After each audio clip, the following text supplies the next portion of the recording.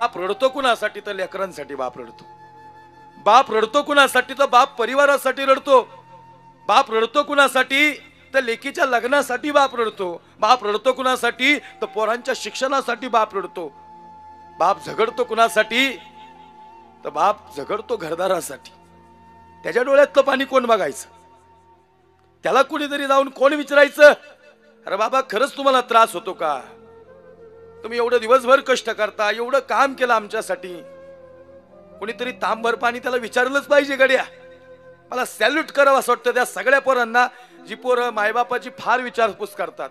आणि खरंच आमच्या जुन्या माणसांनी त्यांनी कधी किती वाजता, रात्री 2 वाजता दळून आणलं. काहींनी बघितलं ते गिरणीत खाली पीठ पडलं ना, ती पीठ गोळा करून भाकरी केल्या मग पोरं जगावली. पण त्या पोरांना सगळ्यांना मला सॅल्यूट करावं असं वाटतो गड्या. का सॅल्यूट करावं असं वाटतं माहिती का? ज्या जागेवर झोपडी होती ना त्या पोरांनी तिथंच बंगला बांधला. आई बापाला हिनवलं होतं ना, पोरांनी करून दाखवलं होतं. पोरग म्हणते बाबा अरे गेले बाबा झोपडीचे दिवस तुमचे. तुमचं कर्तृत्वान पोरग त्यांनी बांगला उभा केलाय तुमच्यासाठी. आता राहायचं इथं तुम्ही. लय उन्हाच्या जळ्या केलं सहन केल्या. आता एसीची रूम करून दिली सेपरेट पोरांनी बापासाठी. आम्ही अशी जवळून पोरं बघितली. म्हणून मला असं वाटतं मातीत जायच्या आधी त्याला मिठी मारून घ्या.